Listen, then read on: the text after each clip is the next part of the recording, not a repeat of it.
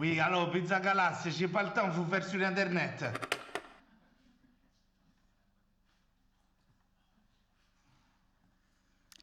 Hello, everyone, and maybe for some for the third or fourth time today. I don't know how well you have been attending the NIFFF extended events today. Welcome to the 23rd edition of the Neuchâtel International Fantastic Film Festival. So to wrap up this first day of the Imaging the Future Symposium, we are diving into the VFX production of the Three Body Problem TV series. So our symposium, Imaging the Future, explores digital creation and new technologies, innovative techniques in audiovisual production. And that's what we are about to do with this amazing TV series. So anyone who has read Liu Cixin's books knows that this work is quite the ambitious task. No doubt many VFX artists have been itching to take up the challenge.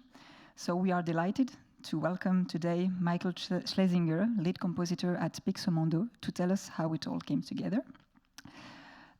Before leaving the floor, I'd like to thank you again, our consultant Vincent Frey, for his help in organizing this event. And now let's get right into it. Everyone, please welcome Michael Schlesinger on stage.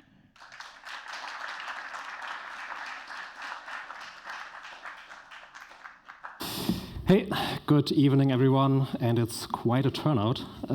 So great to see everyone today.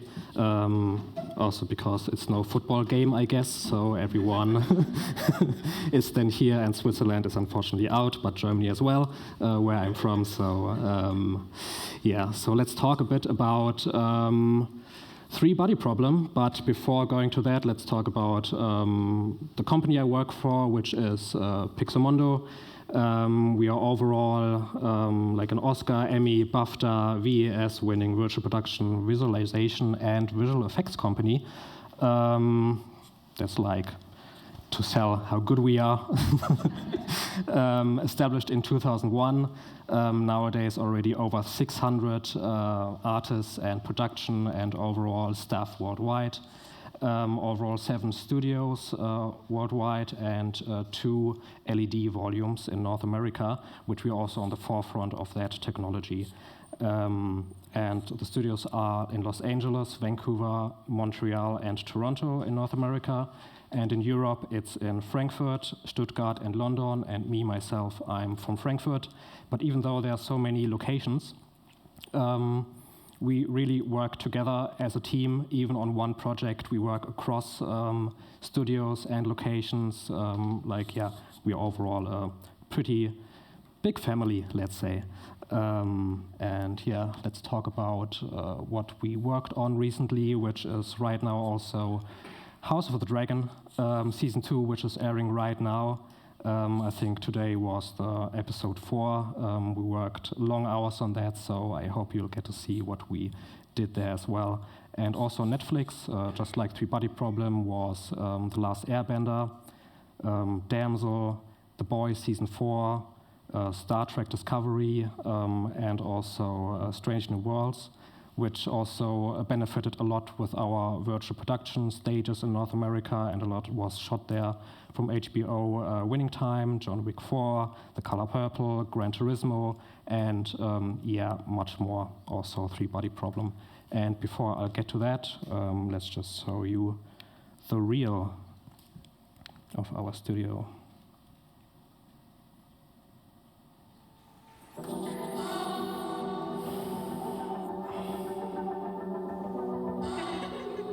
All I had was my sister.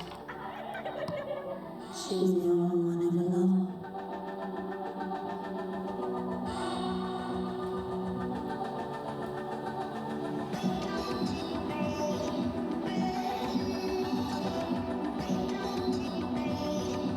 Let's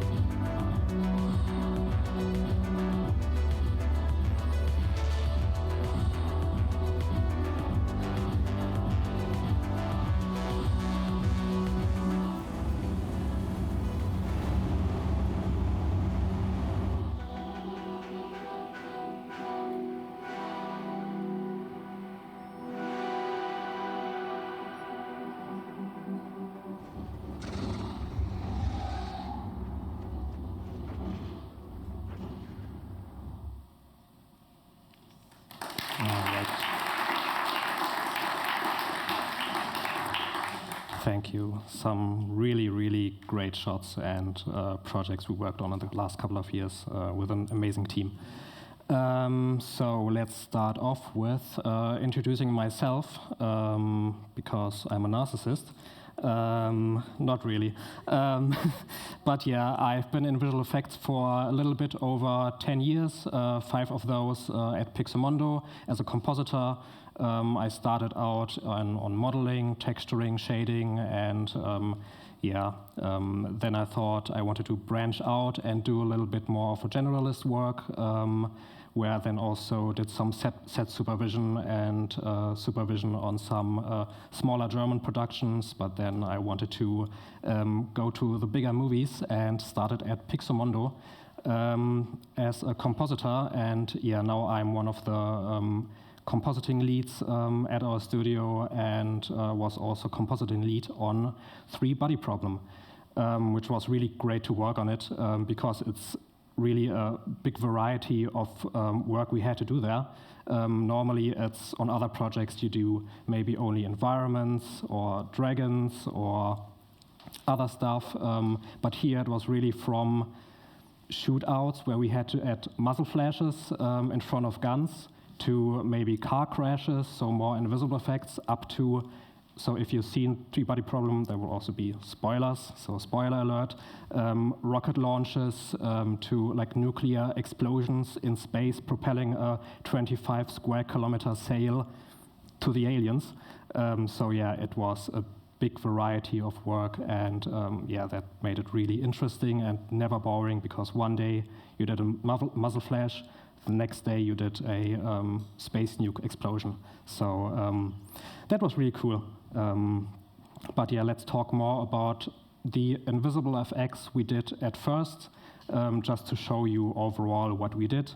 I think in the first episode there is a scene where you can actually, where the characters are in a cold environment, and of course the actors were not in a cold environment, so they're nice, cozy and warm, but we still needed to sell that effect. So what we had to do was add some cold breath in front of their mouths, which sounds simple at first, but you really have to analyze what they are doing, what they're talking about, especially because they didn't speak English. They spoke Chinese, so we really had to figure out what they're doing and when the gusts of air are coming out of the mouth, and it was a lot of trial and error and seeing that it's not too visible, because if it's too visible, then it really looks like they might have smoked before, which we of course don't want. And if it's not visible enough, then it's like, okay, what did we even do there? So it's like a fine balance, and overall we did over 50 shots, over 52 shots for the first episode on that, which was quite an experience. I have like a small clip of that here. If it's visible, it's barely visible, you know. Let's play it again. When you know it's there, you feel it. That is one of the effects, you feel it when the supervisor says, yeah, you have to feel it in the shot. This is one of the effects. So off to the next one we had to do, which is creating the Black Palace, so the CG Black Palace. In the show, it's basically, let me just read it out, it's the headquarters of the Strategic Intelligence Agency in London. Kind of one of the more straightforward approaches there. We received a plate of London, near the London Bridge, the river in the foreground, and there we had just to create this kind of monolith black box that you see there, windowless, but we had a lot of nice references of all the buildings you see on the side, how maybe concrete looks for the base, so we can match to that, also how the windows look on the buildings on the side. So one big thing is definitely for visual effects, references are the key to making it look believable, and one should always have a huge folder with all references you need for a shot, and yeah, that's the black box we did, or the black palace. And the next invisible effect is the nanowire, what we call it, but in reality it's the nanofiber called in the show, which also seems simple.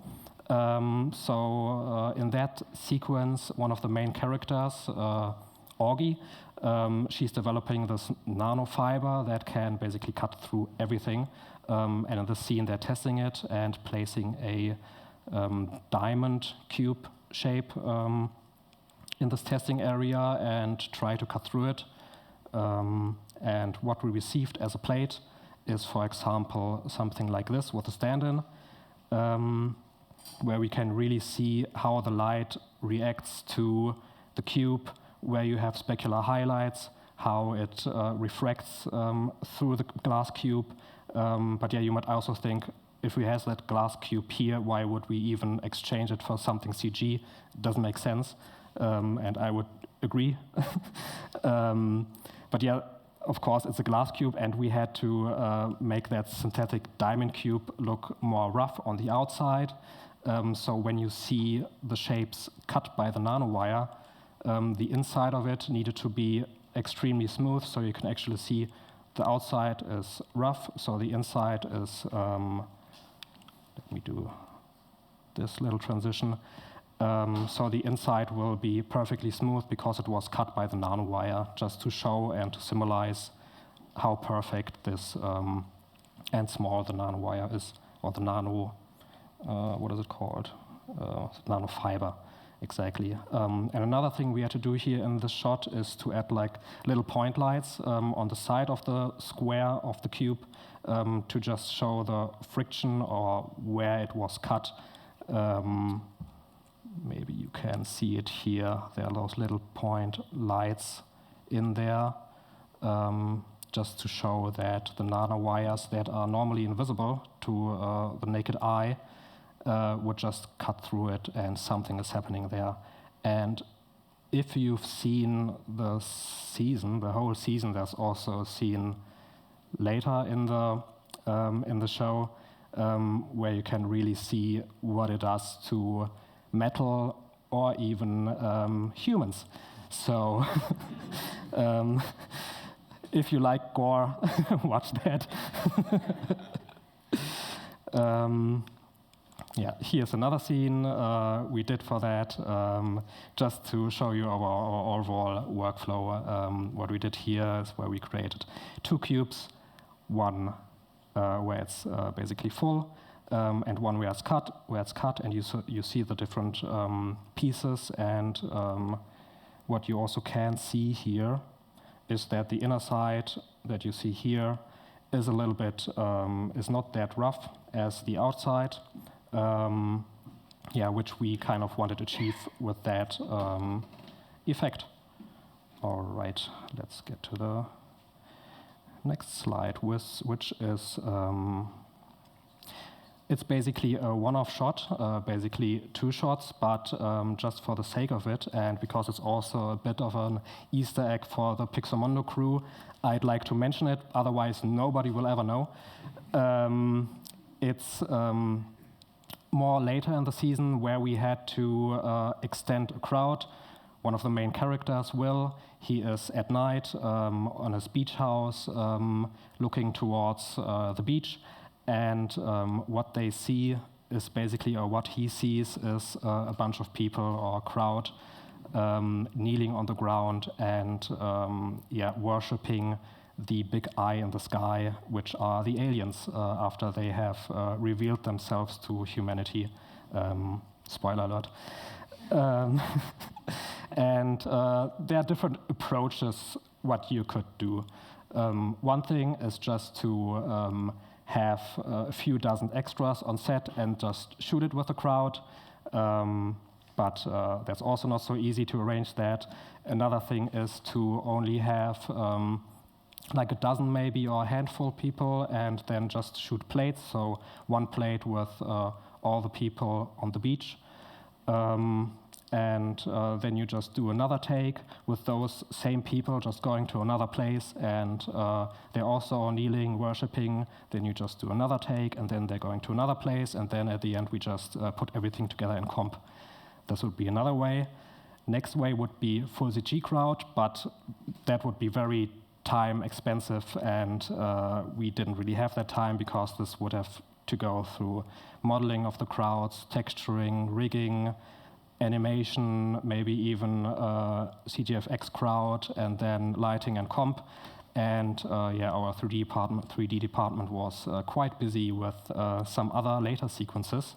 So what we did is just asked some of our crew if they are free, and then we grabbed a camera, put them in the courtyard of our office building, and then we just asked them to kneel on the ground and pray to the VFX gods that the project is fine and no overtime and it's running smoothly and perfect. So that's what we did, and I think the other companies in our offices and our office building were pretty entertained by that and asking what we are doing there. But yeah, that's what we did at the end. We just had elements of ourselves, and we put that. Can you even see that in here?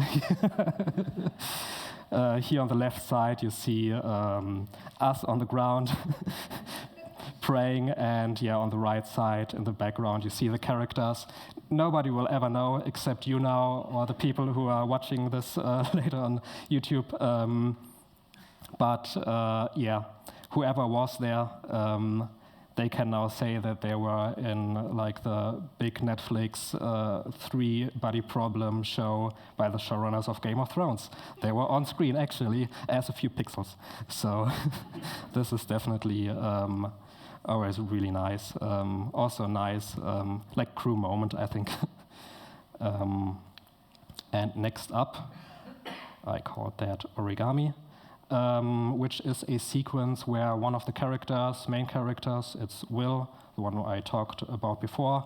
Yeah, he found out a few episodes earlier that he's sick and he's going to die. So we had to do a dream sequence where he's sitting in his little paper boat in like an ocean with rain. And yeah, our task was to make that believable. And yeah, I also like to always read out sometimes some feedback we got from the client supervisor because it sounds really poetic.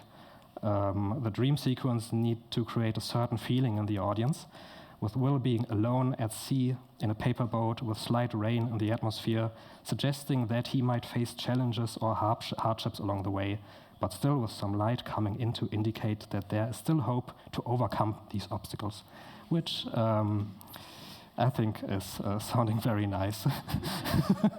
And it feels like we're really doing an indie art movie. So, yeah, but as you can see in these scenes, those are also heavily stylized, but because it's a dream sequence, but we still needed to make it look believable, but also stylized, but realistic, which is always, you know, you have to find the perfect way. And of course, the first thing we received is that plate. And as you see, there's no water, there's no fog, there's basically just this plastic or wood paper boat with Will in the background sitting there. So after match moving everything, the first thing we did is also fold our own little paper boats and shoot them in the right angle, which we have also in our shots, just as a reference. As I said before, reference is everything, just to have something to match to. And if we need like a paper boat, of course, we don't just do it by how we think paper looks like. We just folded it ourselves and shot some elements, some pictures to have as reference for our modeling department, so they know how folds look like, our shading department, so they really see how the paper interacts with the light, how the subsurface scattering is happening when the light is coming from the back. And on the paper, there's also some written words, and also how those words printed on the paper interacts with basically with the light that's coming through the paper, and it looks a bit different and shines a bit through. So these were all things that really benefited for us, that we had those references to work with. And yeah, we had that, and I also created some slab comps for it, to then give to some of the artists, then to just for them to reference that and match exactly to this. And yeah, what you can also see here and that, okay, that's already one further. What you can see here and that image is we can already use all the lighting cues in here. If you see the before and after, you see the values of the boat doesn't change a lot. It's basically just the form is different, and of course it's on water, and the whole environment is different. So basically what we treated it as a full CG shot, which also needed to go through our CGFX department, where they created the water and the rain. But me coming from comp, what I always do, because only using CG, it also always might look a bit too CG perfect. So I'd like to always use reference some elements in our elements library. One of those libraries that we heavily use is Action VFX. If you know that, they have great footage. And yeah, we use this, for example, here to the foreground to add some wind disturbance in the surface of the water that kind of sells more the effect. It would take a lot of iterations to actually do this in FX and simulate that, and this always needs to be simulated and then rendered and then integrated just to see if it really works, which takes a lot of time. So yeah, we just did that in comp and also adding some more rain. Another thing we did here is also in comp, did the matte painting for the background sky. Which is always, should be more atmospheric with just a slither of light coming from the background. And another huge thing here is the fog surrounding everything. So one method you could do is also use the FX department, them simulating it or placing their volumes around the scene, and this also needs to be rendered, and this always takes so much just to render volumes. So just to be more efficient and also have less render time and tighter turnarounds, we just used it all in comp, used again the great element library of fog and cloud elements, and just place it around to kind of frame will in the sequence. So the eye of the audience is basically straight going towards the boat. And I think this turned out really, really cool, but also took a long time to get it right, to really get this look. But at the end, I'm really happy with the result. Kind of looks like a painting that you can hang up somewhere. So let's get to the next one, from Earth to space to nuclear explosion. This is about the rocket launch sequence in the 8th episode of the season, which is a full CG Cape Canaveral, which we had to do, which is quite a task and takes quite a long time with all the assets, all the simulations, all the tests you need to do, and also like a big props to our environment department who really went beyond to create all the different assets for that. And they also, just to have a good base, started with satellite imagery from NASA, and there's a lot of it, and we extensively used that just to have the right placements of all buildings, of the rocket tower where the start is, of the forest, of all the streets, walkways, and so on, which is always a great base. And from that, they then modeled dozens. I don't know exactly how many. This is just here a fraction of it. Maybe even 100 or more unique assets, which is quite a feat. And here's just a small clip of the scene.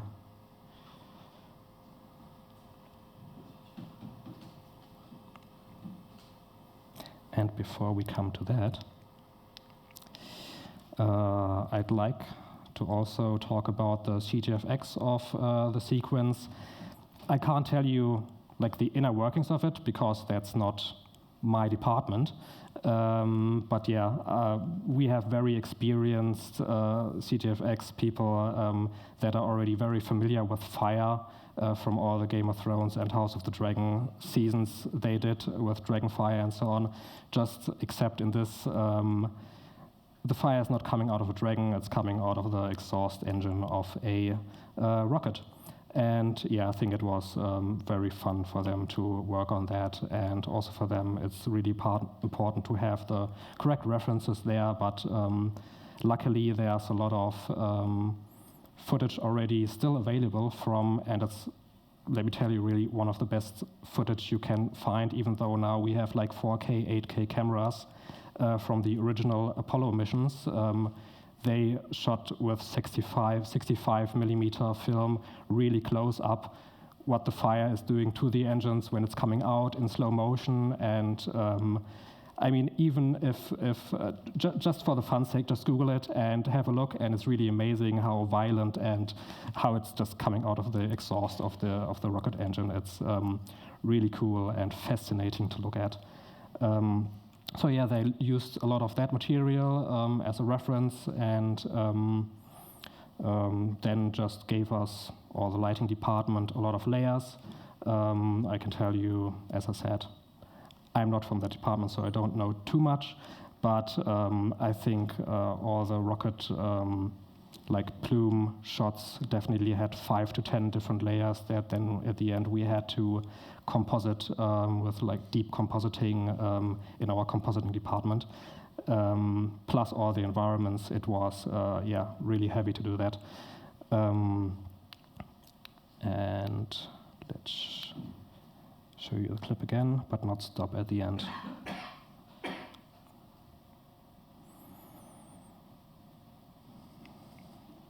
Nice environments and rocket start.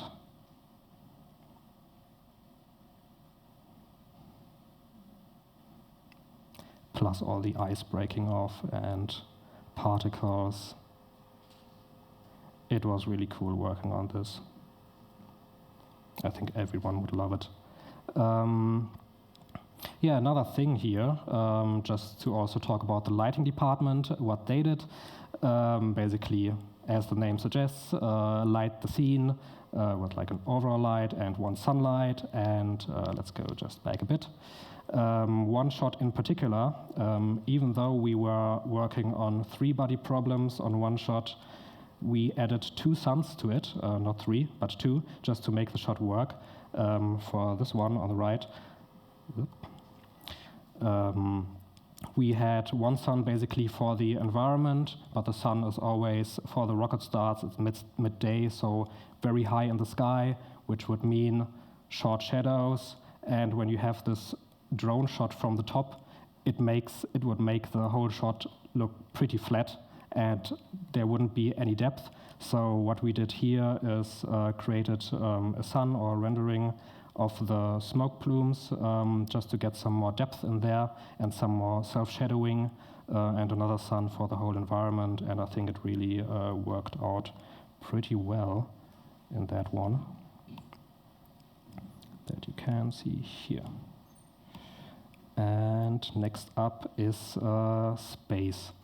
The rocket has finally launched, it's in space, and it's always fun to work on sci-fi and space shots because everyone, maybe not everyone, but a lot of people love Star Wars, the original one.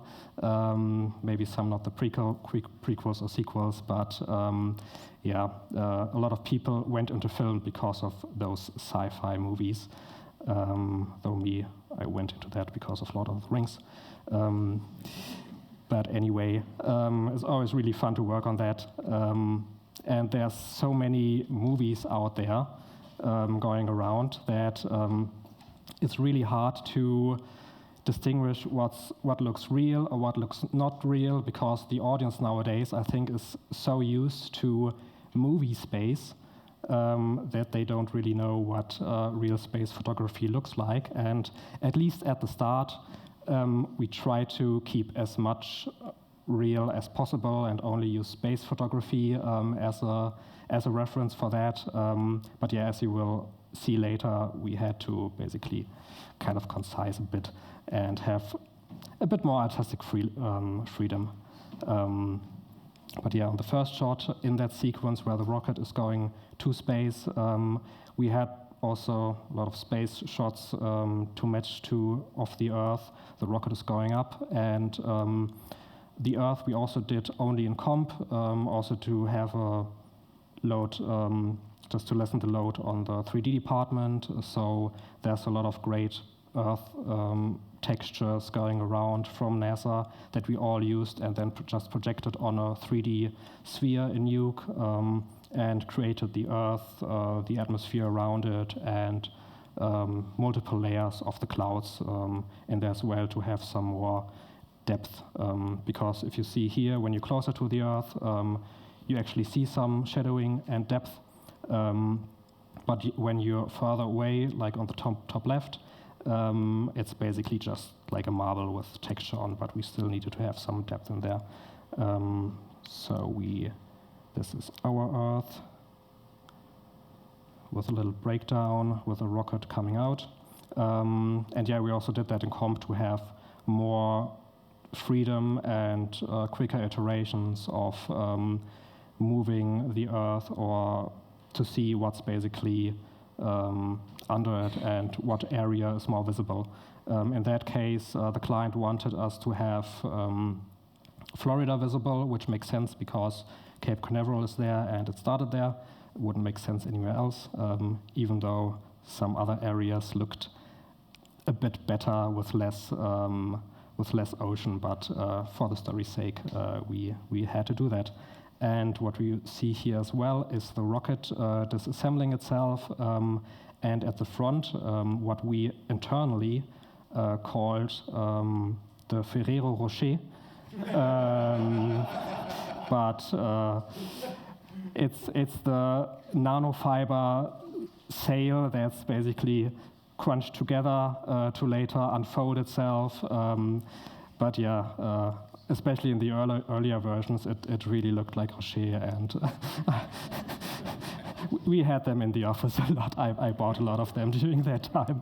So, but yeah, speaking about the sail, after it's unfolded, it looks like this. Here's a small turntable. And one of the big challenges there is that the size of it. Overall, it's 25 square kilometers big, and you can't really imagine how big that is. I just Googled it a few days ago, and I saw that it's twice the size as Heathrow Airport. If you're more local, there's a lake south of here, also south of the Neuchâtel Lake, which is 22 square kilometers, and it would basically cover all of that, which, yeah, I think nobody really can imagine the size of it, which was also a big challenge, because how do you really show the size of an object in space? On Earth, it's easier because there are different methods you can use. One is the further you are from the object, so the foreground is very contrasted with high levels of brightness and dark blacks. But the further you are in the back, there's more contribution from the atmosphere, so there's less contrast and a bit of a blue tint very tiny, and also lifted blacks. But in space, there's no atmosphere, so how do you do it? Something else you could do is add some human-sized props, maybe a person standing beside it, a house, some trees. What we always like to use are birds for scale. But again, we are in space. We can't use space birds for scale or space whales. So yeah, that was definitely a challenge, and also where we had to figure out what to do there. Here's some shots from that. But at the end, we kind of had to also have a little bit of creative freedom and also use the method that the further something is back, the less contrast it has, especially how you see, I think, on the right side, in the middle, and also top left.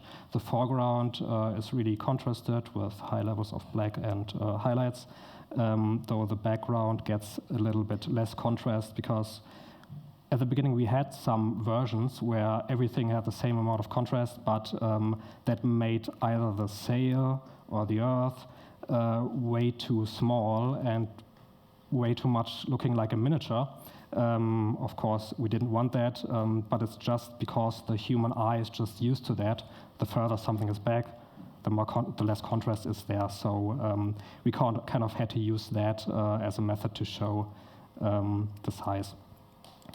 And now let's speak about the nuclear explosion in space, which was also quite a challenge, like a lot of things on this show, because how does a nuke in space look like? We have so much footage from Earth, but yeah, what I did also at the start when I saw that we had to do this is just Google nuke in space. I mean, what can come up? Maybe there's some other film where they did this, so you can maybe take that already as a starting point, if it looks good, of course. But yeah, in 1962, they actually shot nukes up in space 400 kilometers above Earth and detonated them, and there's footage of that. Which is here. It's called the Operation Fishbowl. Maybe at the start because it looks like a fishbowl, not this one, but the first one. Yeah, that was really interesting to see. And yeah, if you work on film or visual effects, we are all probably on the radar of the CIA because we Google stuff like this all the time about nukes and gore and I don't know what, just as I said, again and again, as reference, of course.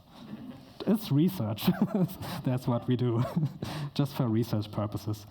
Yeah, exactly. And here, I mean, all of those look pretty cool, but for our liking, like the third one here has a great effect with this turbulence plasma effect, which looks very sci-fi and unreal. And the first one has the typical first really bright light coming towards the camera. And yeah, we kind of try to combine both of that. And when we did the first versions, we kind of had that. We had one problem, because what you also see here, it looks very two-dimensional. There's nothing coming towards the camera. It looks like a 2D effect. If you have worked with After Effects in the third one, this looks like the plugin Particular, I think it's called. So very 2D and yeah. But what the clients also wanted us to do is add a shock wave to it, because when it explodes, in the story there are hundreds of nukes already placed in space.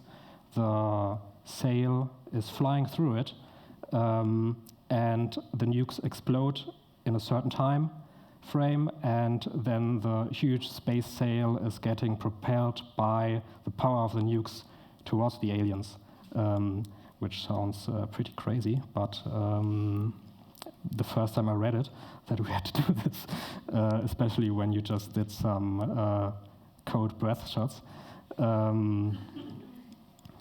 But yeah, it was then very important for the client supervisors to add some kind of shock wave, so you actually see the power of it. But if you've seen shock wave footage or any shock wave in real life or even footage, then you know that how you see the shock wave is one thing by dust being kicked up, and another thing by the air being turbulated or displaced in the air, so you see some kind of refraction on the edges of the shock wave. And one thing, there is no dust in space, so how do you do it? There's also no air in space, so we had to figure out somehow how to create a shock wave. But again, the first version was pretty accurate, I have to say, what we did, but then we had to do some more creative freedom changes just to make it work for the client. And also we had that one problem that it only looked two-dimensional, plus we did that explosion only in comp. We didn't have CGFX part of that. And yeah, it was hard to make it look three-dimensional. So what we did, we also looked at some other space, not space footage, but nuclear explosions from Earth or other explosions, which gave us an idea what we could try out. One of the things was on the mushroom clouds, sometimes there are some rings going around them that in reality, I think it's some atmospheric pressure that's creating the rings, but as I said, there's no atmosphere in space, but we still needed to figure something out, so we tried to add some rings to our CG explosion. And this is what it turned out to be, with a bright flash at the beginning, some rings going out. Scientists will look at that and think, what the hell, what did you do? It doesn't make sense. There's no up and down. Why would the rings be like horizontal? It's yeah. It's for the viewer to make sense of it, and to just to make a beautiful picture and to actually visualize a little the shock wave and the power of it and how fast it travels through space, and that the sail actually gets caught by that power and gets propelled towards the next nuclear bomb and the aliens at the end. That was my speaking part for now. Let's show you the 3-body problem VFX breakdown that has not been released yet on YouTube, so it's the first time anyone sees it outside of Pixomondo. And there you can also see some other visual effects we created on the show that I didn't talk about here.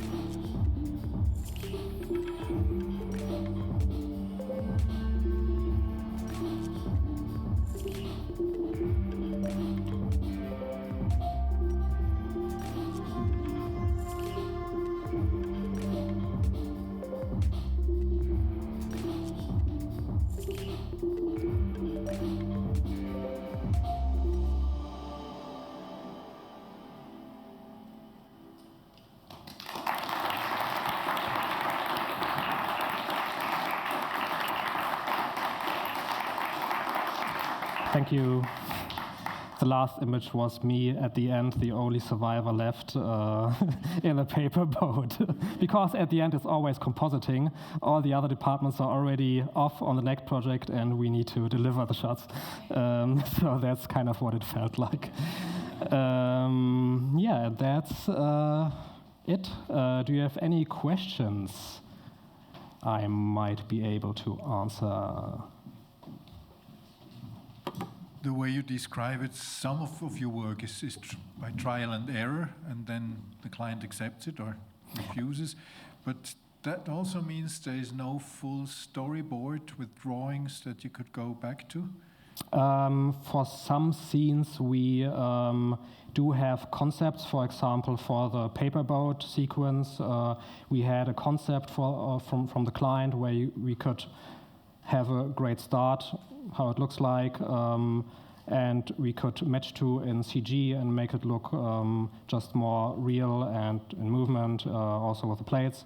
But for example, like the breath, there's no storyboard there how it looks like, or some other things. So, but yeah, there's usually also for the space sequence, we also had previs that also Pixomondo did. So we did that and developed how the shots look and what is going on there. That was done by our London offices. They are more focused on the previs side of things. But yeah, other than that, it always depends. So we do have concepts and so on, sometimes also done in-house, which we then present to the client, and then it gets signed off, and then we have a concept there. But it depends on the project, on the sequence, on the shot. Yeah, I hope that answers your question.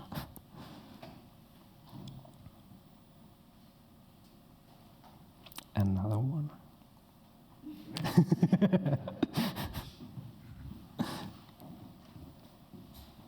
Hi, thank you very much. I like seeing how DIY it can get your job.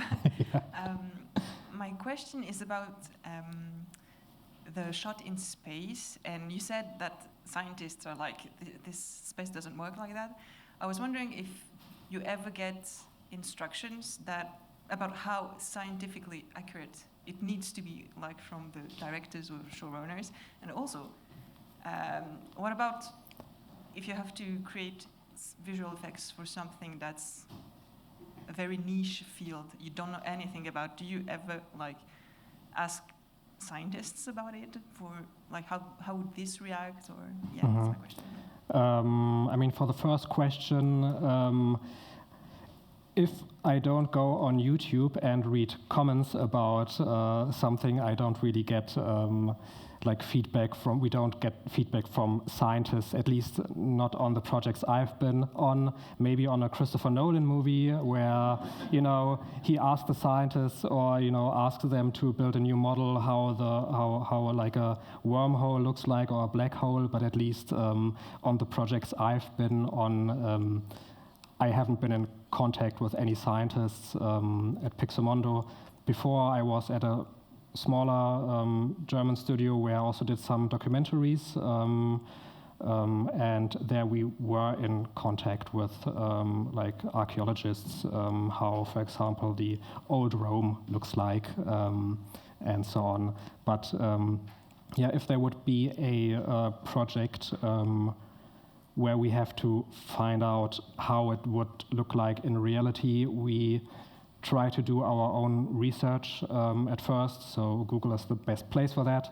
And yeah, especially when something that hasn't been done yet, and when there's nothing we can find, then we just have to be artists, which we are, and then just try something out that looks good, that looks pleasing to the eye, and that also works for the client, and hopefully then also for the audience. Thank you. What is the time frame? How many years before the start of that series 3 Body Problem, before the release, did you get involved? I got involved. It came out this year, and I started at the beginning of last year, so it was end of February, and we had to deliver that in late July, middle August. So pretty tight time frame to do all of that. So you can imagine why we chose and I chose to do a lot of comp tricks just to have like a quick turnaround on that. So yeah, we are very lucky at Pixomondo to have a really highly skilled compositing team that they can really do stuff like that. And yeah, it's always great to work with them because there's a really creative output, and I also try to give them as much of artistic freedom as possible so they can also have some ideas putting it into the project, which I think is also great for them, not to just get a task, do what they're told, which I think is also important. Yep. Just in addition to Google, do you prompt like AI tools like Sora, like just to get an idea of what it would look like? No, we didn't use any AI tools like Sora. I haven't used that much AI, and at the moment I'm kind of skeptical about it because on one hand, like it's the way the images look are pretty unique, let's say. You can also see a lot of times that it is AI. It's always kind of in slow-mo and has that AI look right now. And I think the further we go, they probably also learn from each other, from also AI-generated content. And yeah, I think we are still not at that point that it's really usable right now. But yeah, let's see in the future. It's a big topic, and I think we could do like a whole hour or 2 hour talk about AI here, because yeah, it's a big thing I think now in the artist also movie community. But we didn't use any AI yet on any projects. Thank you for your presentation. Thanks. I just had a quick question on your first slide. You mentioned so many studios and then LED something, something, something. So I was wondering what those LED somethings were, and then also if the card or origami scene was at one of your studios.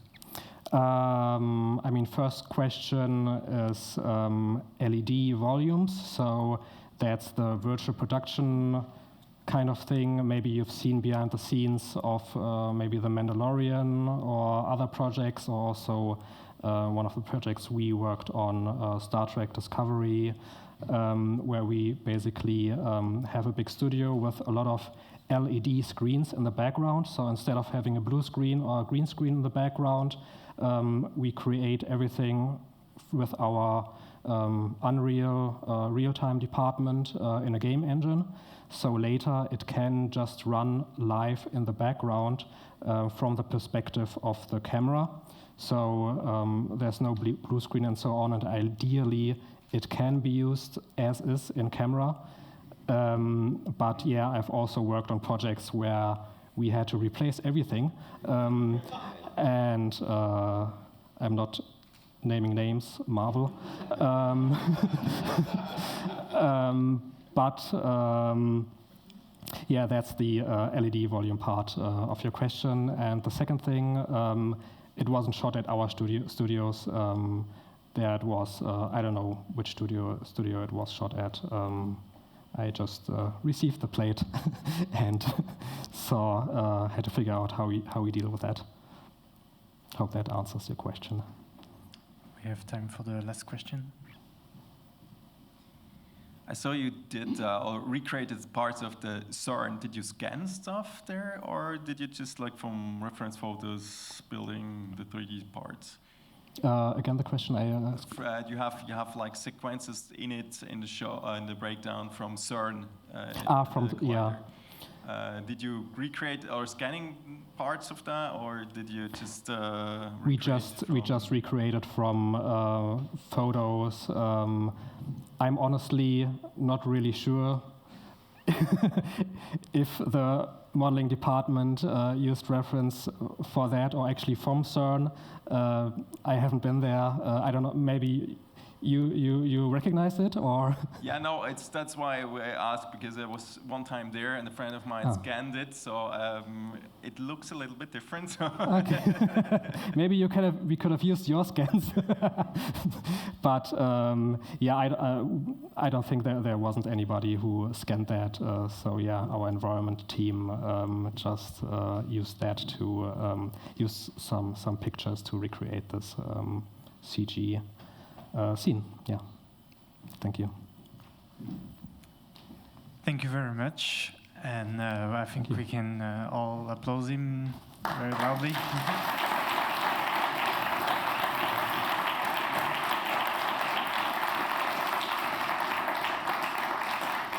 Thank you all for being here, and have a good evening.